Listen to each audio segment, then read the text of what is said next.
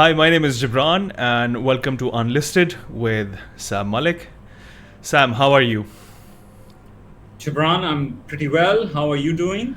Good to I'm see doing. you again. Yeah, man. It's always been a pleasure to talk to you and to see you. You look good, by the way. Thank you. So do you. For people who have known Sam for a long time, he used to have really long hair, and we all used to fancy that. But I think the weather conditions don't permit that anymore. So, but And it I'm balding. And I'm balding. Well, you know what? I think you really it kind of suits you. It doesn't suit everybody, but it kind of suits you. So you look Thank you, good. Gibran. Thank all, you. all right, Sam. So we did the episode one of the part one for what is a Jinn, and we spoke at length about various subject matter. However, we did not go into a lot of depth. We wanted to have a broad spectrum laid out as to what are the main essential talking points that generally people converse about, or at least they've thought about those. You Yes. went and explained, based out of your own experience, things coming from spirituality, religion, and so on and so forth. So why don't you take us through those briefly through those topics? So for people who are going to be listening to us from this second episode, can have an Okay. insight, and then they can watch the first episode after that. Okay. I'll like to start with a sort of a disclaimer saying that this topic is too vast. The human experiences of the supernatural are so varied that I doubt if a single person can be an expert. So, everything that I am going to discuss with you is really experiential. Either people come to me for healing or the experiences that I have had. And of course, it involves a bit of studying, literature and watching other people and meeting other people and gathering information from them. But I'm not claiming to be an expert. But in the last session, I tried to explain the Jinn phenomena through the chakras, the five chakras. Um, the first five chakras, starting from here, which the Jinns have, and then humans have an additional two chakras. I think this is an important difference, and you'll have to refer to episode one to understand the difference between humans and jinns. And you said something very interesting, Gibran. Okay, you said that are jinns autobiographical in some way, or is it a personal experience? And yes, maybe a human limited by their first five chakras is a jinn, and the next two chakras make us human, and of course, so on and so forth. But again, that's a vast topic.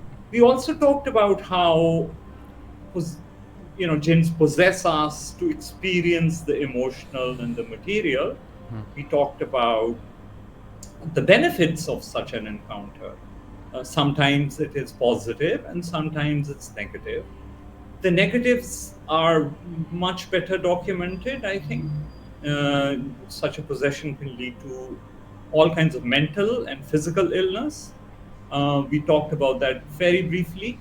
We talked about parasites perhaps being a marker for possession by jinns. And what else did we talk about, Gibran? I think that's pretty much. Oh Basically, yeah, we the started a very dangerous topic as well, the conspiracy theory that people, the elite or the people who are in power and who are evil, may actually be possessed, and hence our world is going crazy. So I think those are the very broad topics I that think you're we right. touched. You see, there are so many things. They are subject matters in their own realm. If you may consider that, we just briefly spoke about by large what the whole idea of jinn contain.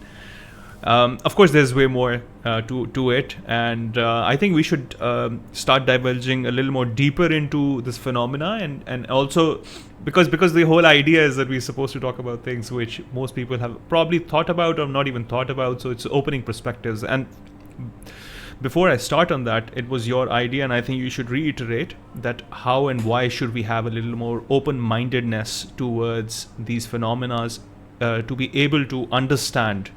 And why is it important? Because there could be some benefits, as you mentioned.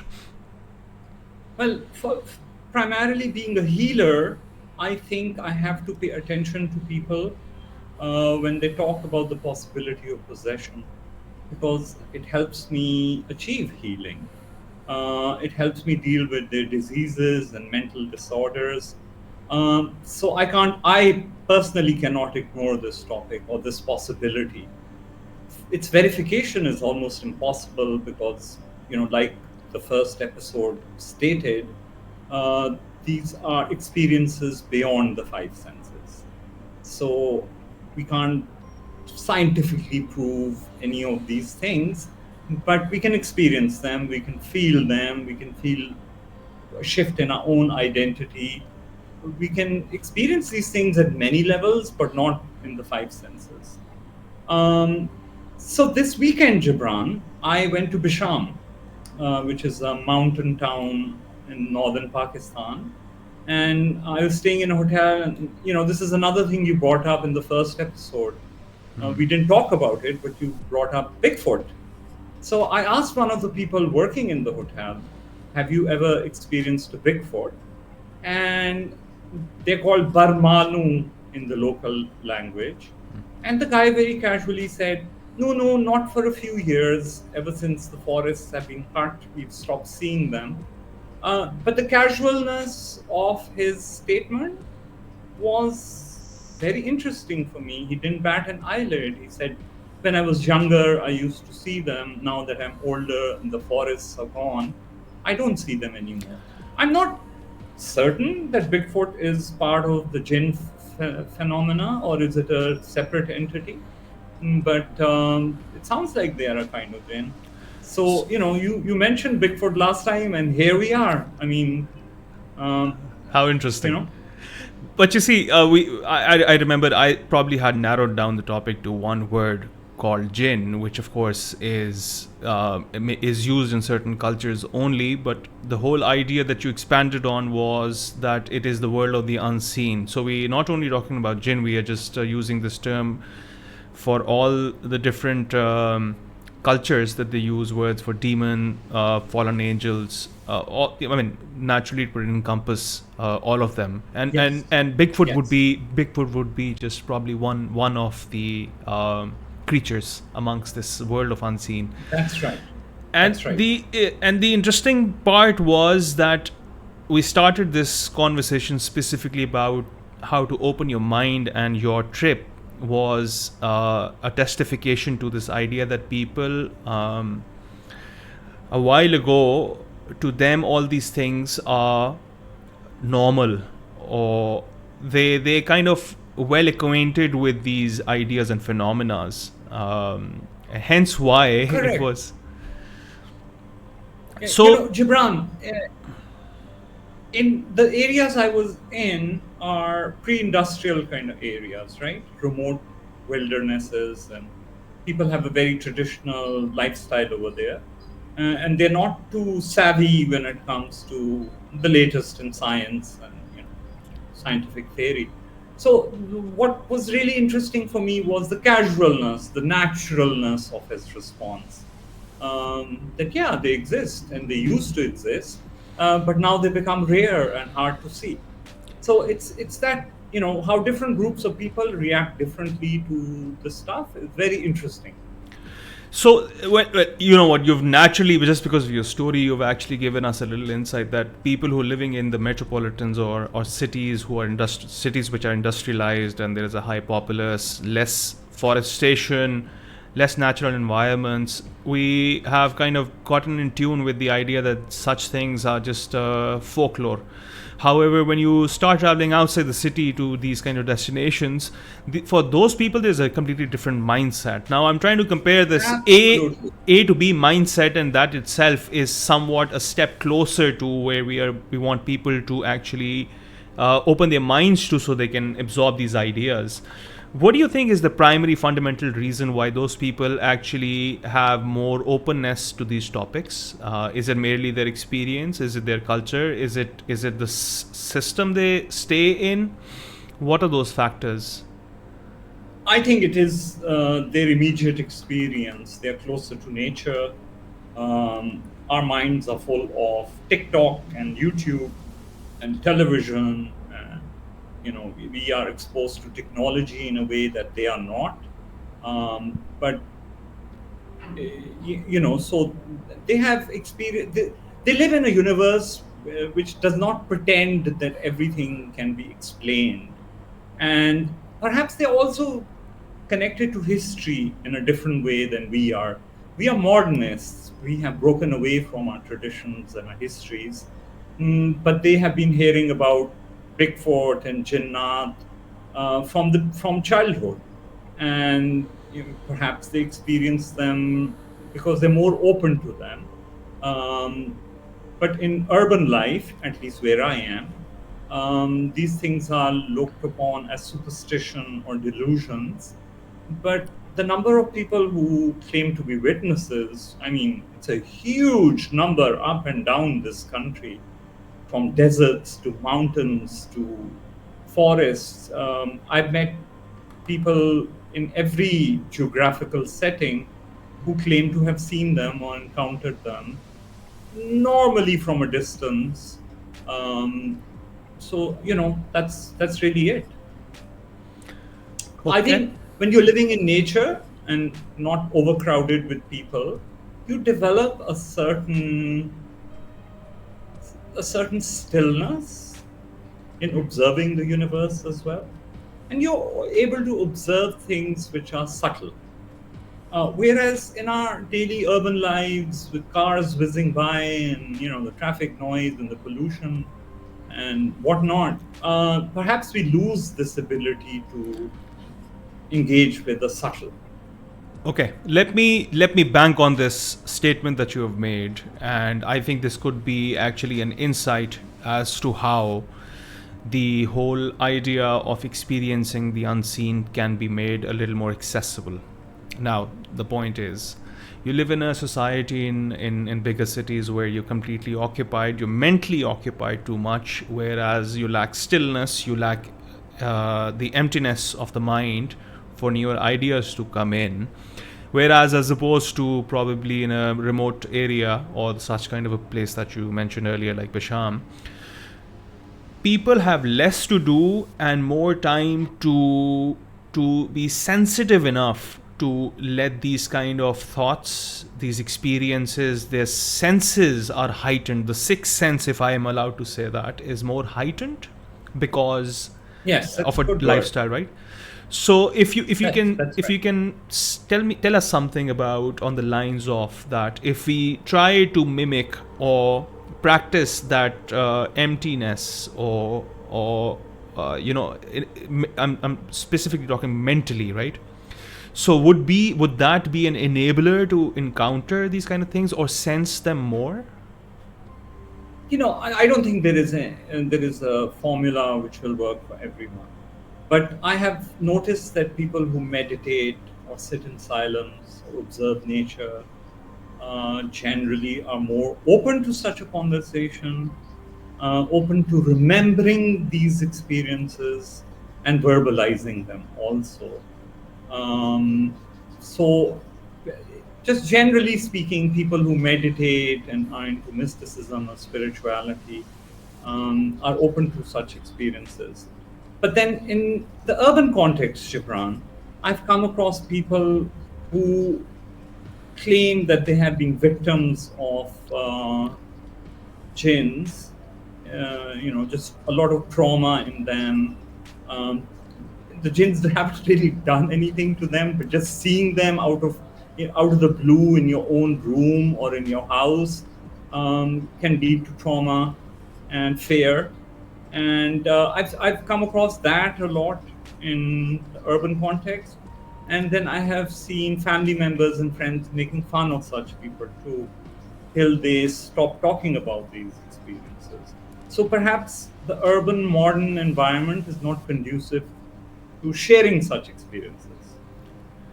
Okay, well then I will circle back, and I would say that are we? It's broadly a question, right? So are we indoctrinated with certain ideas that forbid us, or enable us to react in a certain way if we encounter such experiences while staying in cities? Is it the films that we watch and we have this narrowed down notion of what they are supposed to look like? It could be aliens, probably.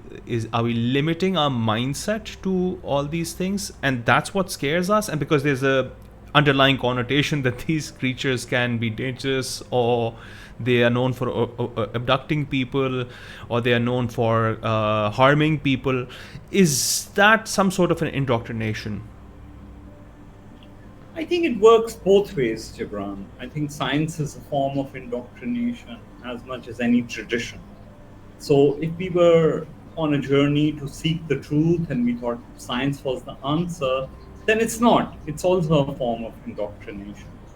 And of course, being born in a culture which is really mystical, believes in the unknown, is another form of indoctrination.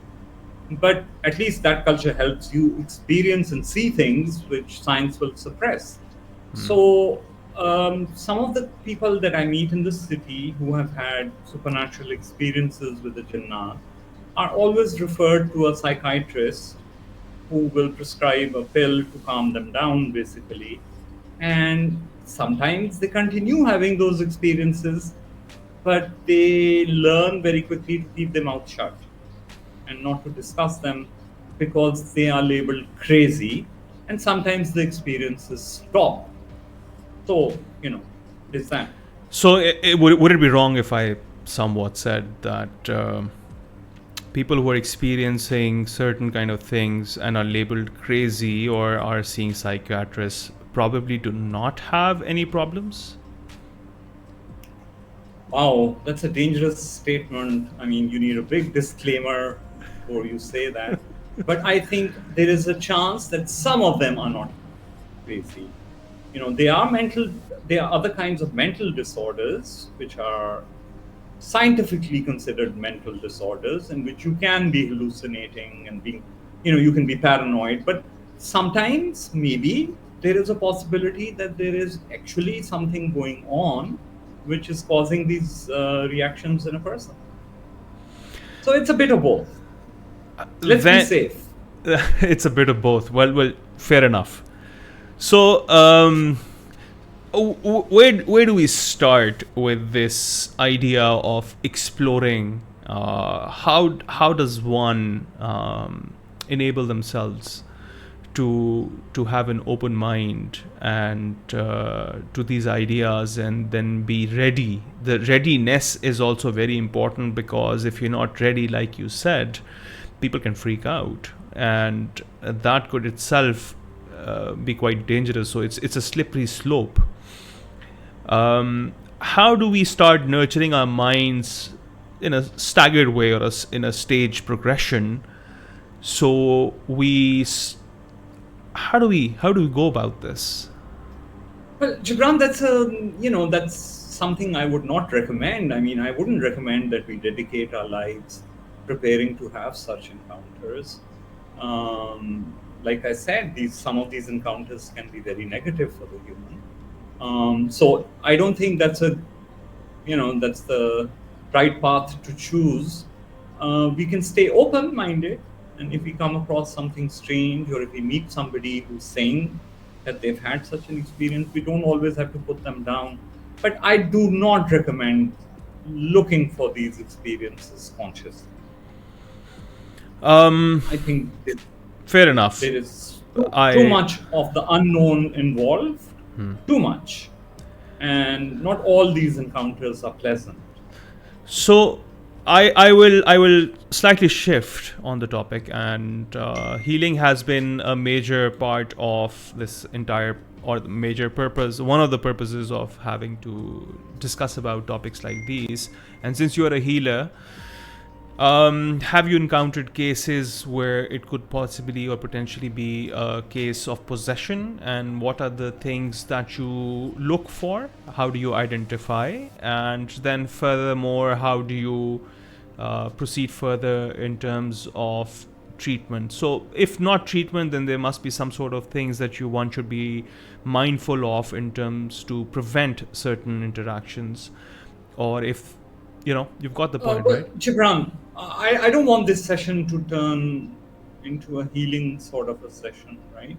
So I would like to go back to the topic of the jinns, but I will answer your question briefly. I can intuitively sense if somebody is possessed. I can verify it through a remote technique.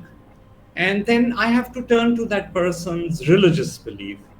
Uh, I have to remind them that the human is superior to every other creature and that they can expel whatever is going on uh, within their body from their body. But they have to turn to their own spiritual understanding of the universe. And I'm not very narrow minded. I have worked with people from multiple backgrounds and help them arrive at a situation or a belief system within their own belief system, which empowers them, and then to fight it off. And mm, it's not a overnight thing, and it can take a lot of effort. But that's basically it. It's your own belief system and your own spiritual beliefs which can help you overcome some of this. Okay, well, we'll leave Does this that help? topic to that. And yes, and for people who don't know who Sam is a spiritual healer. And for those people who want to connect with Sam, I'll put up a link for his YouTube channel and his email address and the website, which is healedbylife.com, and they can get in touch directly with Sam. Sam, let's go back to something that has a little more spice. Yes. Conspiracies. Conspiracies in the West and conspiracies in the Asian region. Are they the same? What? No. Now they are becoming the same. Okay, now because it's the era of the internet and people have access to information, at least people in the East have access to information from the West. I'm not sure about people in the West having access to or even an interest in what people in the East are doing. But yes, the conspiracies are overlapping now, but a lot of the language being used is Western terminology. I mean, people talk about the Illuminati and the Cabal and whatnot. Um, there's also um, there's also this idea that perhaps the enemy, for example, for Western Europe, Germany, Nazi Germany, did turn to the supernatural for additional force. So Really? that's a prevalent thing, yes. So in the East, it's so between two militaries, other than just your soldiers and your military might, with the good guys always have saints and other angelic beings helping them, and the bad guys always have something demonic, a jinn or a force of jinns helping them.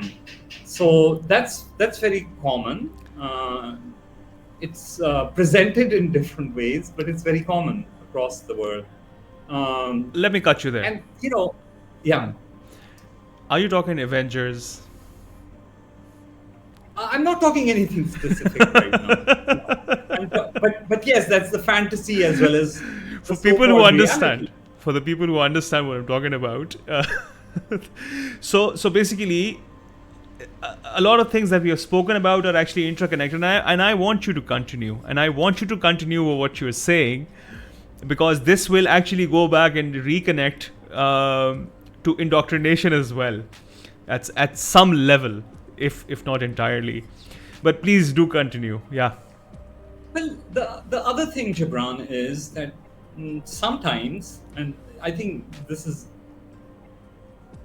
it's been more visible in the East than perhaps in the West, but the West has had their own share too.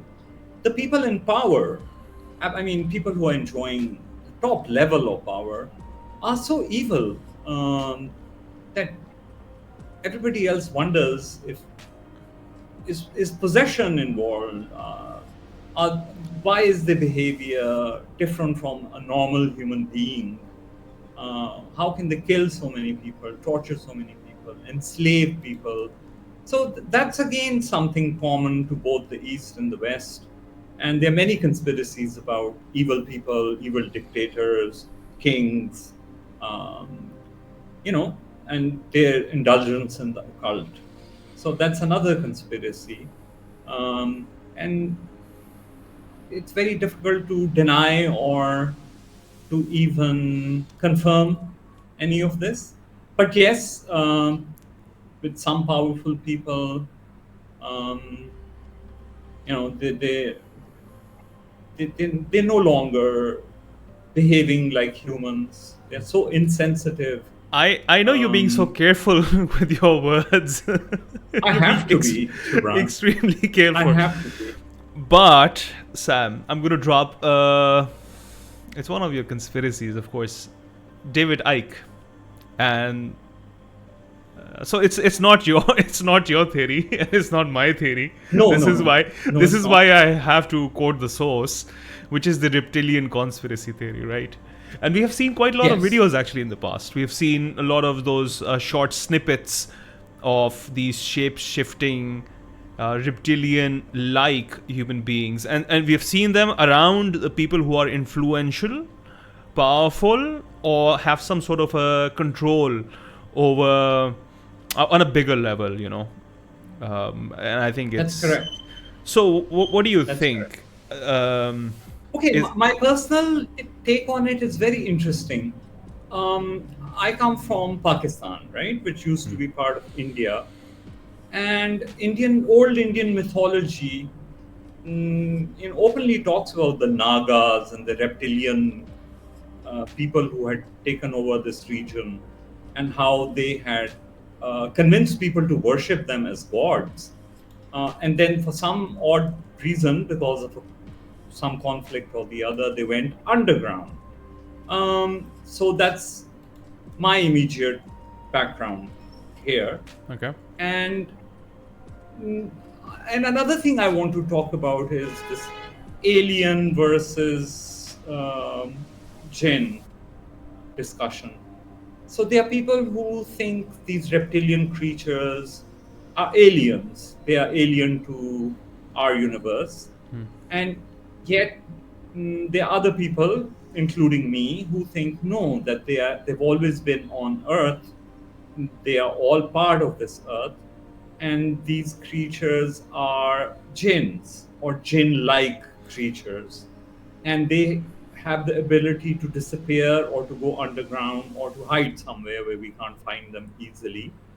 Some people even claim that they can live or hide underwater in the oceans or lakes. Um, but yeah, I think the whole reptilian thing, I would connect it to jinns So personally. two cultures from the east that I can say have a predominant historical some sort of an evidence. Those cultures are the Egyptians, the Babylonians, and if you see those hieroglyphics, you see the Sphinx and those sculptures and engravings, there are a lot of human mixed with animal. Could be a dog or dog like. So do you think it traces back, because that's an old civilization? We're talking about what, 4,000 BC, or somewhere around those lines, so Yeah. way ancient. So these things, there must be a purpose why they made those hieroglyphics, and these visual depictions were so essential and important that they had to be put up or drawn or engraved or whatever you want to call it. Do you think it's the same thing that we're talking about? I have a feeling, Gibran, that yes, it is the same thing. Also, the same formula was used by these creatures, which the Nagas or the reptilian creatures of India use. That since they were very different from the human, they convinced the humans that they were gods, and they, eventually convinced the humans to worship them. They do they definitely have different powers from ours, or different abilities, but that doesn't mean they are superior to us. They may be superior to us in a small aspect of life, but not overall. And I think it's a continuation of the same sort of thing. Um, but I'm no expert on that. But you're right about Babylon also. It's just Um, to connect the dots and see and make it a more global picture rather than a very localized element.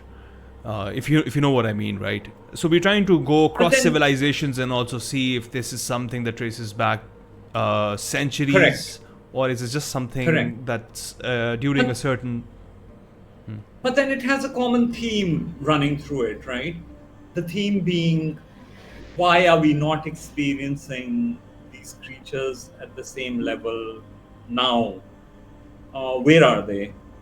If the Egyptians were painting them and the Indians were making sculptures of them, what happened? What was this conflict? And why did these creatures disappear, or go underground? And will they emerge again one day? Or the current conspiracy theory that they learned from this experience or this encounter with the humans, in which they were defeated, and now they are practicing deceit. They are possessing people in power, celebrities. They are once again back uh, within our human realm. Well, it's the same realm, but back in our society. But this time they are in disguise. This time they are not showing themselves. They are only showing themselves through their inhuman actions. When you hear of a crazy person who's eaten 5 people, that's not a human thing to do. So perhaps that's how they are letting us know that they are back now. What do you think? And what I was thinking was I had a couple of questions, but this Yes. this idea just kind of blew my mind away, and I've got kind of forgotten those questions, and I am more like, what the hell? That is a fair possibility, it's Yes, you we do see, come up. I actually one second. So, tracing back centuries, we see a lot of wonders of the world being made. Let's talk about the pyramids, for example, and even today, the archaeologists and the scientists and all those scientific realm of people have not been able to really figure out how that happened, how they were made, and if this phenomena was so common at that time, and these unseen world, the beings from the unseen were kind of helping, which is quite a possibility. That idea has now been diluted into that there is non-existence of the unseen beings, but it cannot be non-existence. You're right, it can only be the apparent interaction has minimized to a point that they've gone into, say, a silo, or they have gone into this spy mode where they do not want to reveal themselves. Deforestation on I one think it's side, there are few factors that kind of overlap, but they don't overlap exactly. They're just points on a board further away from each other. And if you can put all those points together and bring them closer, maybe then there could be some commonalities. Like on one side, this is one perspective. On the other side, deforestation or nature being lessened up in areas, so the presence is no longer there for the unseen beings. I don't know how to and where to place myself right now mentally to be able to bring in all these various perspectives together to come to some sort of a starting point, if not a conclusion. How do you look at that? Well, first of all, I love art history, architecture, and when we look at ancient architecture, we really can't figure out how a lot of it was made. Uh, and then there are people who think the jinns and humans had greater interaction in those days. And there are parts which were made by the jinns, but in subjugation to the human. And eventually, humans lost the art of subjugating the jinn, and were no longer able to control them and create these marvels of architecture. Even up to 200 years ago, Indian folk tradition talks about a certain shrine in which the pillars were made overnight and presented by the jinns to the saint who's buried in the shrine. So these things were talked about very casually and openly in the past. Mm, if you look at ancient Indian temples, I mean, really, it's quite impossible for us to rebuild them. Uh, Single rock being carved into a 10-story high temple requires extra human capabilities. Now, I'm using the word extra human. So now to extend our capabilities, we are using computers and robots and whatnot, and machinery of all sort. But in those days, apparently, these things were not there, and the extra human capability came from other creatures. And this deforestation idea is symbolic. It's a shift in the environment, right? Humans have perhaps they've populated the globe completely now, and there are fewer places or wildernesses for these creatures to hide in.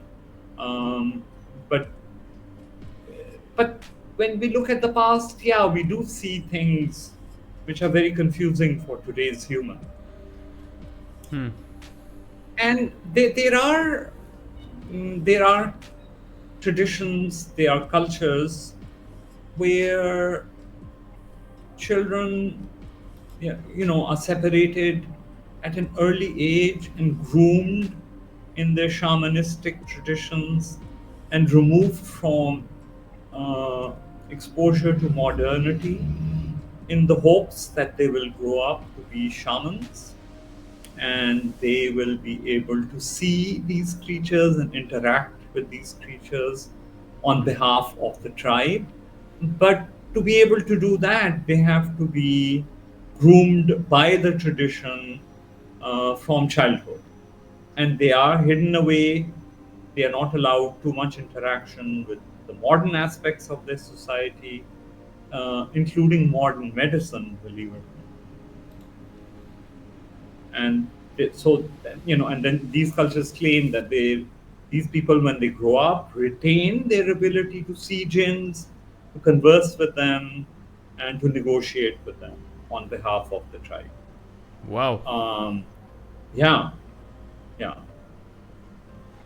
So basically, So you're missing that out on a lot of things because we are not acquainted with the tribal cultures, the old systems that were in play, that lineage or the heritage of those people.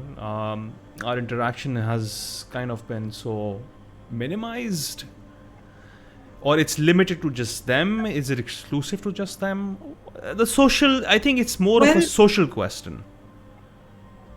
Gibran, let me share another thing that every time I travel in the world, but a lot in Pakistan and the remote areas here, I meet three generations of people. The grandfather is normally in his 90s, still, with full consciousness and decent health. And the grandpas in these traditional areas will talk about these things very freely. They will talk about having experienced them, and then the son, who is maybe 50 now or 60, will be a little embarrassed by all of this, but will still say, okay, I don't think my father is a liar, but I haven't experienced anything.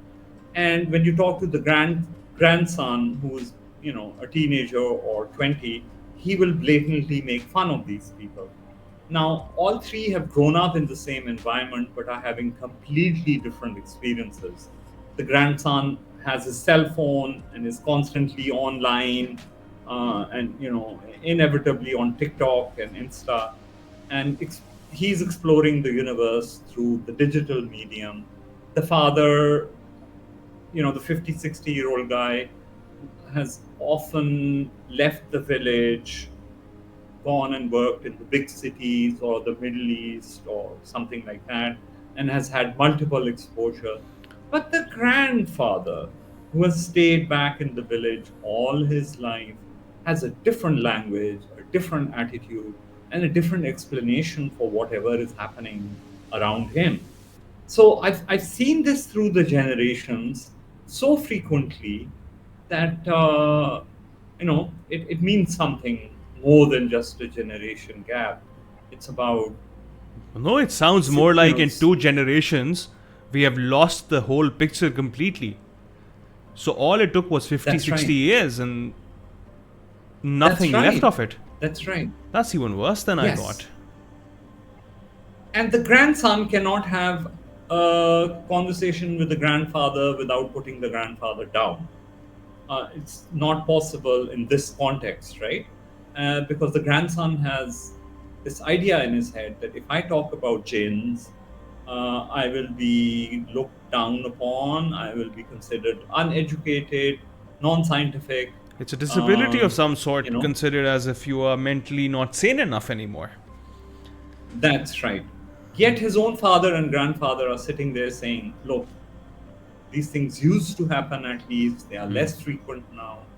So, it's but privately, the grandson will always take me on one side and say, they're full of rubbish, they're old people, don't listen to them. We are no longer like this. And that's always said with a lot of pride. Okay, We don't sounds believe sounds in all sounds of good. that. Sam, this is such a vast topic. In my head, there's so many questions, and they are so unorganized thoughts. To be very honest, because every time you say something, it opens a new. It's like a new light bulb going on.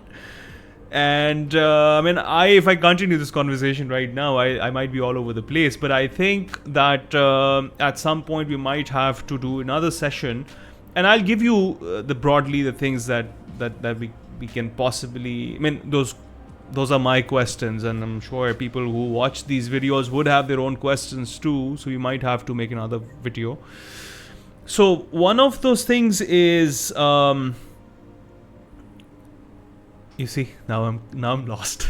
Now I'm lost.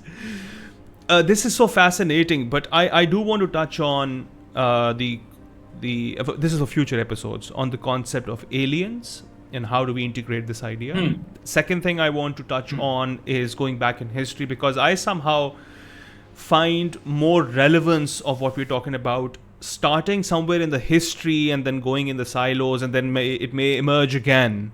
Yeah, there is a high possibility. So say going to the Jewish culture and tradition, Solomon and the building of the temples, has direct involvement of jinns, as a lot of documented evidences there in the scriptures and other writings.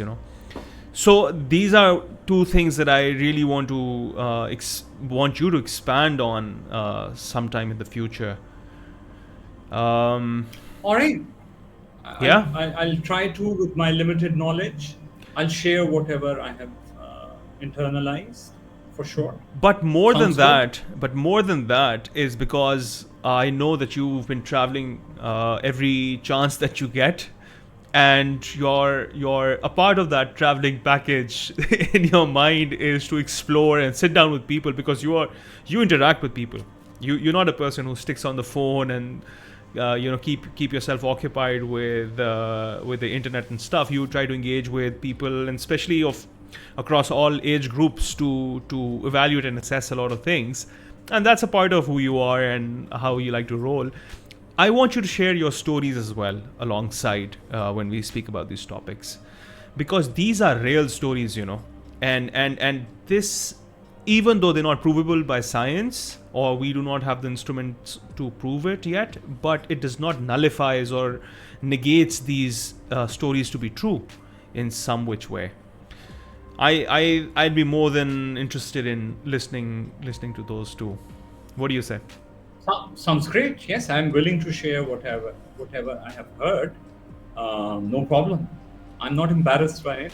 No matter how ridiculous the Sounds story good. is, I I always I always give it respect as somebody else's story, and I treat it as the truth unless proven otherwise. Well And said. nobody has the capability of proving it otherwise.